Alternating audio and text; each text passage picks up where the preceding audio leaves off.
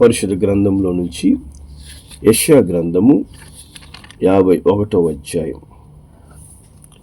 యెషయా గ్రంథం 51వ అధ్యాయము 12వ వచనాన్ని మనం చదువుకుందాం.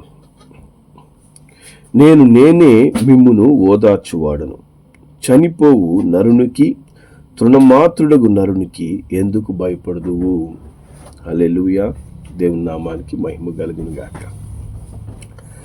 మన దేవుడు అద్భుతమైన ఓదార్పునిచ్చు ప్రభు అయి ఉన్నాడు. హల్లెలూయా. మరి నీ యొక్క వేదన, నీ దుఃఖము ప్రభు అయిన యేసుకు తెలుసు. దేని నిమిత్తము నువ్వు ఓదార్పు నొందలేకపోతున్నావో, ఏ పరిస్థితి మన హృదయములో తీరని గాయాన్ని ఏర్పరిచిందో ప్రభువుకి తెలుసు. హల్లెలూయా. దేవుని నామానికి మహిమ కలుగును గాక.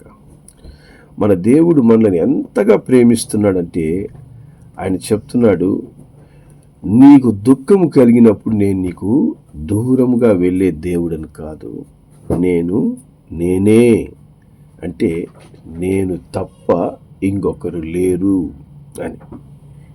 నేనే నిన్ను ఓదార్చేవాడను. హల్లెలూయా.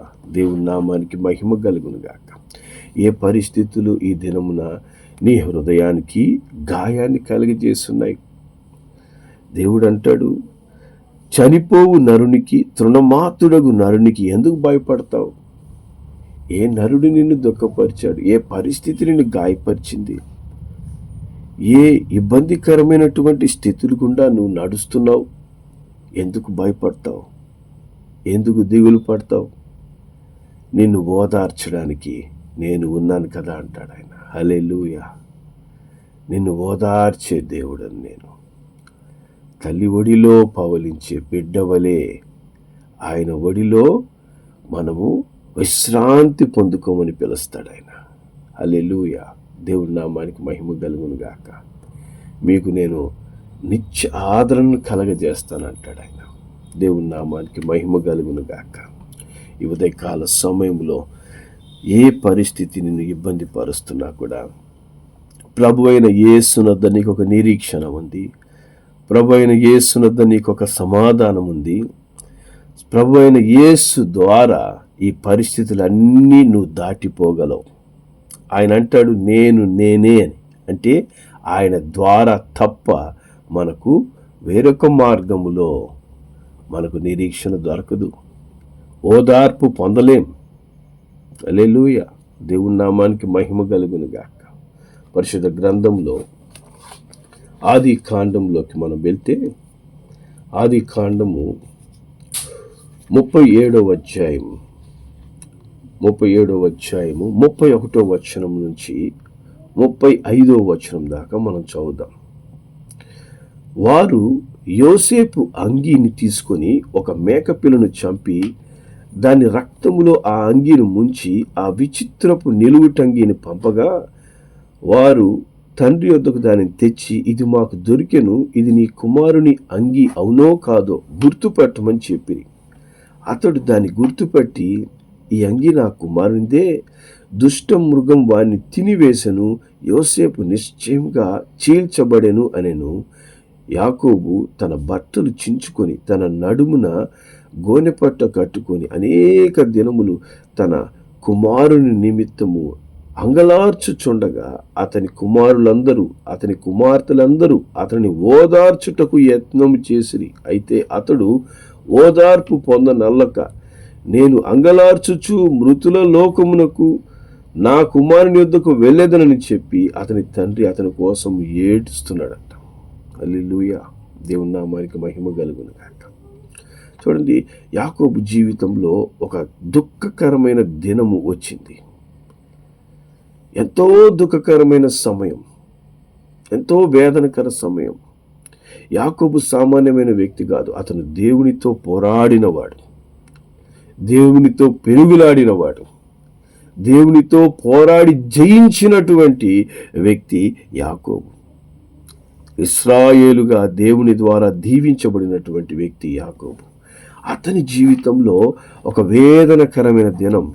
ఎందుకు ఆ దినం వేదనకరం అంటే, తన కుమారుడైనటువంటి యోసేపుని మరి చనిపోయాడు అని అతని ఒక వస్త్రమును రక్తములో ముంచి, మరి ఒక మేకపిల్ల రక్తంలో ముంచి తీసుకొచ్చి అబద్ధం చెప్తున్నారంట. సొంత కుమారులే, యోసేపు యొక్క అన్నలే. యోసేపు గురించి ఆయన చనిపోయిన విషయం తెలిసినప్పుడు అనేక దినములు ఆయన ఏడుస్తున్నాడు. అనేక దినములు తన కుమారుని గూర్చి అంగలారుస్తూ ఉన్నాడంట. ఒక దినం కాదంట, అనేక దినాలు. ఎందుకు ఆయన గురించి, తన కుమారుడు గురించి అంతగా అంగలారుస్తున్నాడు? దేవుని వాక్యం చెప్తుంది. మరి 37వ అధ్యాయము 3-4 వచనాల్లో, యోసేపు ఇశ్రాయేలు వృద్ధాప్యమందు పుట్టినవారు గనుక తన కుమారులందరికంటే ఎక్కువగా అతన్ని ప్రేమించి అతని కొరకు విచిత్రమైన నిలువుటంగి కుట్టించెను. చూసారా, ఆయనకున్నటువంటి పిల్లలందరిలోకి ఎక్కువగా ప్రేమిస్తున్నాడంట. ఎక్కువగా ప్రేమిస్తున్నాడు. ఆ ఎక్కువగా ప్రేమించినందువల్ల అతనికి ఎక్కువ దుఃఖం. మరి ఆయనను అధికముగా ప్రేమించినందువల్ల సొంత సహోదరులే అతని మీద పగబట్టారంట. 4వ వచనం చెప్తుంది, అతని సహోదరులు తమ తండ్రి అతనిని తమ అందరికంటే ఎక్కువగా ప్రేమించుట చూచినప్పుడు వారు అతని మీద పగబట్టి అతని క్షేమ సమాచారమైనను అడగలేకపోయారు. చూసారా, ఎప్పుడైతే ఇక్కడ సమానమైనటువంటి ప్రేమను కుమారుల ఎడల చూపించకుండా ఉంటామో, ఒకరి ఎడల ఒకరికి పగలు పెరుగుతాయి. ఒకరంటే ఒకరికి ద్వేషం. ప్రేమ ద్వేషాన్ని పెంచగలదు. ప్రేమ పగని తీసుకురాకూడదు. ఎట్లా? అధికమైన ప్రేమ కొంతమంది మీద చూపించడం, ఒకరి మీదే చూపించడం. సొంత తల్లిదండ్రులే ఈ విధమైన పని చేస్తుండగా యాకోబు చూసారా, మరి ఒక బిడ్డని అధికంగా ప్రేమించేశాడు. ఆ ప్రేమ మిగతా బిడ్డలందరూ కూడా అతని మీద పగ పెట్టే విధంగా అయిపోయింది. ఒక దినం చూశారు, ఆ సమయం ఒంటరిగా దొరికాడు, చంపివేయడానికి ప్రయత్నం చేశారు. మరి ఆఖరికి రూబేన్ అతన్ని, అంటే పెద్ద కుమారుడు అతన్ని ఆపినందువల్ల మరి అన్నలు అతను చంపకుండా అతన్ని అమ్మివేశారంట. మరి ఈ దినాల్లో కూడా మనం చూస్తే ఎంతోమంది మరి ఇటువంటి సమాధానం లేని పరిస్థితుల్లో ఉంటుంటారు. నీ యొక్క పరిస్థితి ఎటువంటిదైనా కూడా ఇక్కడ కూడా ఏం జరుగుతుంది? యాకోబు మరి తన ప్రేమించినటువంటి కుమారుడు మరణించాడనే వార్త వచ్చినప్పుడు అనేక దినాలు దుఃఖపడుతున్నాడు. కానీ ప్రభు అయిన యేసు అతని యొక్క దుఃఖమును సంతోషంగా మార్చే దినం ఒక దినం పెట్టి ఉన్నాడు అనేది అతను ఆ నిరీక్షణ పొందలేకపోయాడు. ఆ సమయంలో నేను కూడా చనిపోతే చాలు, నా కుమారుడు ఎక్కడ మృతుల లోకానికి వెళ్ళిపోయాడో నేను కూడా అక్కడికి వెళ్ళిపోతానని చెప్తున్నాడు. చాలామంది మాటలు అట్లాగే ఉంటాయి. నేను కూడా సస్తే చాలు, నేను కూడా ఈ సమస్యల్లో, ఈ దుఃఖంలో, ఈ వేదనలో, ఓదార్పు లేనటువంటి ఈ దినములో నేను ఎందుకు బ్రతకడం? అదే మృతుల లోకానికి నేను కూడా వెళ్ళిపోతాను. వాళ్ళతో పాటు నేను కూడా చచ్చిపోతే పోద్ది. ఎవరు కూడా దేవుడు మరణించేందుకు అధికారం ఇవ్వలేదు. నీకు పుట్టేందుకు అధికారం లేదు, నువ్వు మరణించేందుకు అధికారం లేదు. నీ జీవితం ప్రభు చేతిలో ఉందని మనం ఎప్పుడు మర్చిపోకూడదు. నీ ప్రతి పరిస్థితి, నీ జీవితమే ప్రభు చేతిలో ఉన్నప్పుడు నీ ప్రతి పరిస్థితిని నువ్వు ప్రభు చేతిలో తీసుకురావాలి. ప్రభు యొద్ద నీకు ఓదార్పు ఉంది అని నువ్వు తెలుసుకోవాలి. ప్రభు యొద్ద నీకు ఒక నిరీక్షణ ఉందని మనం తెలుసుకోవాలి. ఇక్కడ కూడా యాకోబు పాపము అనేక దినములు కుమారుని గురించి అంగలార్చాడంట. ఎందుకంటే అధికముగా ప్రేమించాడు కాబట్టి. కానీ ప్రభు చెప్తున్నాడు, నేనే మిమ్మల్ని ఓదార్చేవాడును. హల్లెలూయా. మరి చనిపోవు నరునికి నువ్వెందుకు భయపడతావు? మరి సొంత కుమారులే, యాకోబు యొక్క కుమారులే తమ్ముణ్ణి చనిపోయాడనే విధంగా చెప్తున్నారు. కానీ యాకోబుని దేవుడు, యోసేపుని దేవుడు భద్రపరిచాడు అనేది మరి ఆ కుమారులకి తెలియకుండా పోయింది. మరి వారి జీవితం అంతటితో అంతమైపోయిందని యాకోబు అనుకుంటున్నాడు. మరి వారి అన్నలు కూడా తమ్ముడిని అమ్మివేశాము, మరి అతను ఇంకా అతనితో మనకు బంధాలు తెగిపోయినాయి, అతను ఎక్కడికో వెళ్ళిపోయినాడు. లేదు, దేవుడు అతన్ని కాచి కాపాడుతున్నాడు. ఈ కుటుంబాన్ని ఓదార్చడానికి ఆయన తను చేయాల్సిన పని నిర్మించుకుంటూ వెళ్తున్నాడు. హల్లెలూయా. ఒక మంచి దినం వచ్చింది. దేవుని వాక్యం చెప్తుంది, మరి ప్రపంచమంతటా కరువు వచ్చి ఉండగా ఆ కరువులో యాకోబుకు సమాధానం దొరికింది. ఎలాగా? అతన్ని దేవుడు హెచ్చించి, యోసేపును హెచ్చించి ఫరో యొద్ద అత్యున్నతమైన స్థానాన్ని అనుగ్రహించిన తరువాత వీరు ఆ ఐగుప్తుకు వెళ్ళడానికి సిద్ధపడినప్పుడు అక్కడ తన కుమారుడైనటువంటి యోసేపుని కలుసుకుంటాడు. మరి ఆది కాండము 45వ అధ్యాయము 26, 27 వచనాలు మనం చదువుదాం. 45వ అధ్యాయం 26, 27. యోసేపు ఇంకను బ్రతికి ఉండి ఐగుప్తు దేశం అంతటిని ఏలుచున్నాడని అతనికి తెలియజేసి, అయితే అతడు వారి మాట నమ్మలేదు గనుక అతడు నిశ్చేష్టుడాయను. అప్పుడు వారు యోసేపు తమతో చెప్పిన మాటలన్నిటినీ అతనితో చెప్పి, అతడు తన్ను ఎక్కించుకొని పోవుటకు యోసేపు పంపిన బండ్లు చూసినప్పుడు వారి తండ్రి అయిన యాకోబు ప్రాణము తెప్పరిల్లిందట. హల్లెలూయా. దేవుని నామానికి మహిమ కలుగును గాక. ప్రాణాన్ని తెప్పరిల్లింపజేశాడు. నీ కుమారుడు బ్రతికే ఉన్నాడు అనేటువంటి అద్భుతమైనటువంటి వార్త మరి ప్రాణమును తెప్పరిల్ల చేసిందట. దేవుని నామానికి మహిమ కలుగును గాక. నీ ప్రతి పరిస్థితిలో నీ ప్రాణాన్ని తెప్పరిల్లింపజేసే దేవుడు ఆయన. నీ పరిస్థితుల్లో గొప్ప కార్యాలు చేయగలిగినటువంటి శక్తిమంతుడైన దేవుడు ఆయన. హల్లెలూయా. మృతులను సజీవులుగా చేయగలిగినటువంటి బలవంతుడైన దేవుడు ఆయన. హల్లెలూయా. దేవునికి సమస్తము సాధ్యం. నీ యొక్క దుఃఖమును నాట్యముగా, ఆనందముగా మార్చు మార్గాలు ప్రభువుకి తెలుసు. హల్లెలూయా. నిన్ను ఓదార్చడానికి దేవుడు ఎప్పుడూ నీకు సమీపముగా ఉంటాడు. హల్లెలూయా.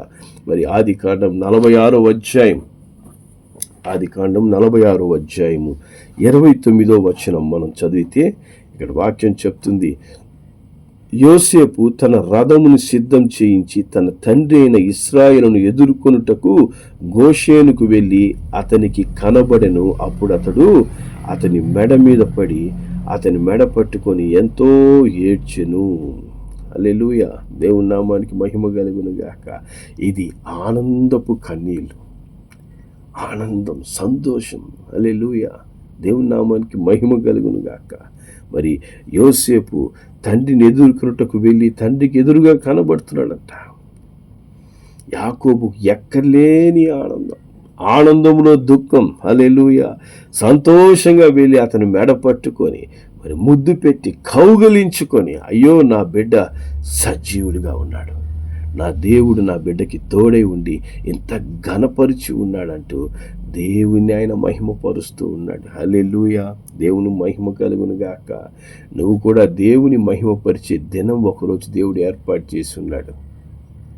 నువ్వు నిరీక్షణ కలిగి ప్రభు వెంటే నడుస్తూ ఉన్నప్పుడు నిశ్చయముగా దేవుడు నిన్ను దీవించే దినం, నీ దుఃఖమును ఆనందంగా మార్చే దినమును ప్రభు నీ కోసం దాచిపెట్టి ఉన్నాడు. హల్లెలూయా. దేవుని నామానికి మహిమ కలుగును గాక. దేవుని వాక్యం చెప్తుంది, యెషయా గ్రంథము 35వ అధ్యాయం 35వ అధ్యాయము 9వ వచనాన్ని మనం చదువుదాం. అక్కడ సింహం ఉండదు, క్రూర జంతువులు దాని ఎక్కవు, అవి అక్కడ కనబడవు, విమోచింపబడిన వారే అక్కడ నడుచుదురు. యెహోవా విమోచించిన వారు పాటలు పాడుచు తిరిగి సియోనుకు వచ్చెదరు. వారి తలల మీద నిత్యానందముండును, వారు ఆనంద సంతోషములు గలవారై వచ్చెదరు. దుఃఖము నిట్టూర్పును ఎగిరిపోవును. హల్లెలూయా. దేవుని నామానికి మహిమ కలుగును గాక. నువ్వు ప్రభువు వెంట ఎప్పుడైతే నడుస్తావో, ప్రభువుతో నీ సహవాసాన్ని, నీ బంధాన్ని దృఢపరుచుకుంటావో, నీకు ఏ పరిస్థితి నిన్ను కలవరపరుస్తున్నా కూడా ఆ కలవరం నుంచి విడుదల చేసే దేవునితో నువ్వు ఎప్పుడైతే నడవడం ప్రారంభిస్తావో దేవుడు నిన్ను ఏం చేస్తాడంట, సింహము క్రూర జంతువులు లేని స్థలానికి తీసుకెళ్తాడంట. హల్లెలూయా. అనగా నిన్ను ఇబ్బంది పరిచే వాళ్ళు దూరము స్థలంలోనికి దేవుడు నిన్ను తీసుకువెళ్తాడు. నీ సమస్యలు నిన్ను తాకలేనంత దూరంలో ప్రభువు తీసుకువెళ్తాడు.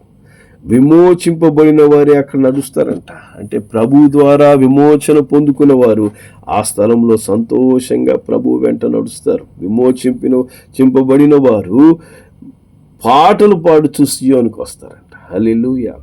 మరి దేవుడు ఇస్తున్న విడుదలను బట్టి, దేవుడు అనుగ్రహిస్తున్న సమాధానము, సంతోషాన్ని బట్టి ఆనందంతో పాటలు పాడుతూ మనము సియోనికి వస్తామంటున్నాడు. దేవుని సన్నిధిలో మనం కనబడతామని దేవుడు సెలవిస్తున్నాడు. హల్లెలూయా.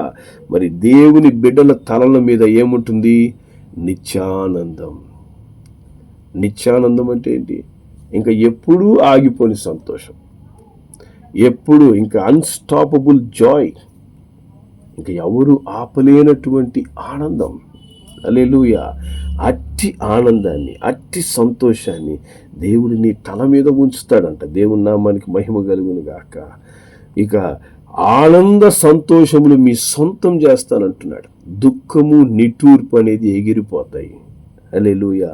దుఃఖము నిట్టూర్పు నేను ఎగిరిపో విధంగా చేస్తాను. హల్లెలూయా. చూడండి, ఎప్పుడు ఎగిరిపోతాయి? ఏదో బలమైన గాలి కొట్టిందనుకోండి, ఏమవుతుంది? అక్కడ ఉన్నటువంటి చెత్త చెదారం మొత్తం ఏమవుతుంది? ఎగిరిపోతుంది కంటికి కనపడకుండా. ఆమేన్. నీ దుఃఖము నిట్టూర్పు అంట ఆ విధంగా ఎగిరిపోతాయి. దేవుని నామానికి మహిమ కలుగునుగా. వెతికినా కూడా ఇక దొరకవు, ఇక ఎగిరిపోతాయి అంతే. ఎప్పుడు నువ్వు ప్రభువుతో నివసించాలి, ప్రభువు దగ్గరికి నువ్వు రావాలి. నిన్ను ఓదార్చే దేవుడు నీ కొరకు ఎదురు చూస్తున్నప్పుడు నువ్వు కలవరపడుతూ, నీ దుఃఖపడుతూ, నీ సమస్యల గురించి ఆలోచించేది పక్కన పెట్టి నువ్వు ప్రభువుతో సహవాసం, ప్రభు యొద్దకు నువ్వు వచ్చినప్పుడు, ప్రభువుతో నువ్వు ఎప్పుడైతే సమయం గడుపుతావో నరులకు నువ్వు భయపడవు, పరిస్థితులకు దుఃఖపడవు.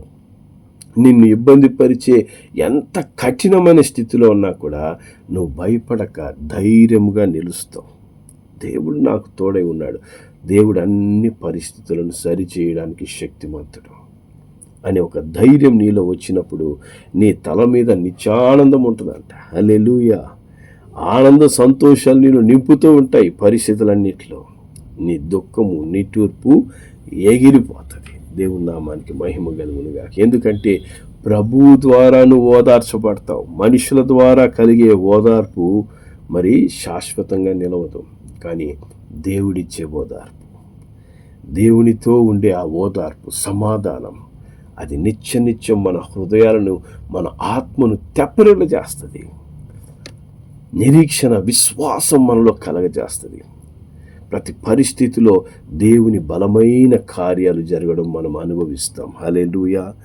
ఈరోజు అట్టి బలమైన కార్యం నీ జీవితంలో, మీ కుటుంబంలో దేవుడు చేయాలని ఈ మాటల ద్వారా మీతో మాట్లాడుతున్నాడు.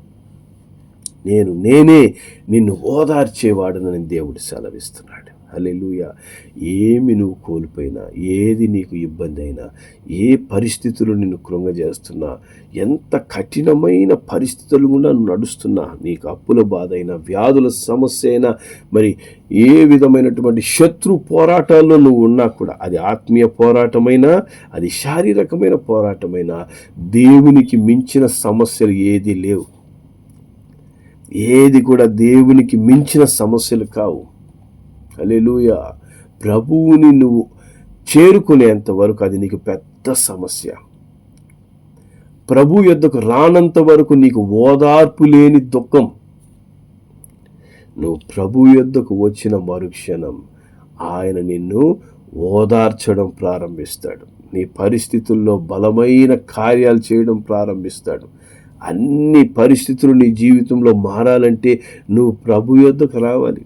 తల్లి ఒడిలో పవలించినట్లు ప్రభు ఒడిలో నువ్వు పవలించాలి.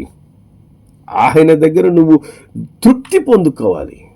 ప్రభు అదే కోరుకుంటాడు. సమస్యలు నిన్ను దేవుని ఎదుకు నడిపించలేకపోతే నీ జీవితంలో ఓదార్పు అనేది కలగదు. నీ ప్రతి పరిస్థితి నిన్ను దేవుని ఎద్దకు నడిపించాలి. అది నీ ఆనంద సమయం కావచ్చు, అది నీ దుఃఖ సమయం కావచ్చు. ఏ పరిస్థితి అయినా నువ్వు ప్రభువులో ఆనందించడం నేర్చుకోవాలి. అప్పుడే ప్రభువు దగ్గర ఉన్నటువంటి ఆ నిత్యానందం నీ తలల మీద నిత్యం నిలిచినప్పుడు నువ్వు ఇక దేనికి కలవరపడవు, దేనికి దుఃఖపడవు. నీ పరిస్థితుల్ని ఏ విధంగా తలకిందులు చేయాలో, మార్చివేయాలో, ఆశీర్వాదకరంగా మార్చాలో దేవునికి మట్టుకే తెలుసు. హల్లెలూయా. ప్రభువుకి నీ పరిస్థితిని అప్పగించు. ప్రభువుతో సహవాసం చెయ్యి. ప్రభు యొద్దకు రా. ప్రభువుతో మాట్లాడు. నిన్ను ఓదార్చే దేవుని యొద్దకు నువ్వు నడవగలిగినప్పుడే నీ పరిస్థితుల్లో కార్యాలు చూస్తావు. హల్లెలూయా. ప్రార్థన చేద్దాం. ప్రేమగల మా తండ్రి పరిశుద్ధుడా, నీకు స్తోత్రములు చెల్లిస్తున్నాం నాయనా. నేనే మిమ్మల్ని ఓదారుస్తానని చెప్తున్నావు. అవును తండ్రి. అయ్యా, నువ్వు తప్ప మాకు ఓదార్పునిచ్చేవారు ఇంకొకరు లేరు నాయన. ఈ లోకంలో మమ్మల్ని ఓదార్చినట్లు మాట్లాడతారే కానీ నిజమైన సమాధానం, ఓదార్పు, విడుదల, రక్షణ, కాపుదల మాకు ఈ లోకంలో దొరకదయ్యా. నీ యొద్ద ఉన్న ఓదార్పు ద్వారా మేము సమస్త మేళ్ళు పొందుకోగలం తండ్రి. నీ యొద్ద మేము చేరుకున్నప్పుడు మట్టుకే మా హృదయాలకు నెమ్మది, మా ప్రతి పరిస్థితిలో విజయం, మా సమస్యలన్నీ కూడా పటాపంచలైపోతాయి. మా వ్యాధి బాధలు మమ్మల్ని విడిచిపోతాయి. మా కుటుంబ పరిస్థితులు మారిపోతాయి నాయన. దేవా, మీకు వందనాలు. నీ బిడ్డలు ఈ దినమున ఎట్టి బంధకాల ద్వారా, ఎట్టి శోధనల ద్వారా, సమస్యల ద్వారా మరి ఇబ్బంది పడుచున్నారో వారితో మీరు తండ్రి నేనే నిన్ను ఓదార్చబోతున్నానని మీరు సెలవిస్తున్నందుకు స్తోత్రం. హల్లెలూయా. వీరి దుఃఖము, నిట్టూర్పు ఎగిరిపోవు రీతిగా ప్రభువు యొద్ద నైనా ఉన్నటువంటి ఓదార్పును పొందుకొనుటకు, సమాధానం, విడుదల పొందుకొనుటకు నీ బిడ్డలను నైనా మీరు ఆకర్షించుకోండి. నీ యొద్దకు నడిపించండి నైనా తండ్రి. నీ బిడ్డలు జ్ఞానం కలిగి ప్రభువుతో సహవాసం కలిగి ఉండడం నేర్పించండి నాయన. హల్లెలూయా. నీ యొద్ద మట్టుకే ఉన్నటువంటి ఆ అద్భుతమైనటువంటి నెమ్మది, సమాధానం నీ బిడ్డలు అనుభవించుదురుగాక. ప్రతి పరిస్థితిలో ఒక గొప్ప మార్పు అయినా నీ బిడ్డలు రుచి చూచుదురుగాక. దేవుని మహిమపరచుదురుగాక. అట్టి విడుదలను అందరిని నడిపించి మీరే మహిమ, ఘనత, ప్రభావాలు పొందుకొనమని మా ప్రభువును ప్రేరక్షకుడైన యేసు అతి శ్రేష్టమైన నామంలో ప్రార్థించి ఆశీర్వదిస్తున్నాను తండ్రి. ఆమేన్.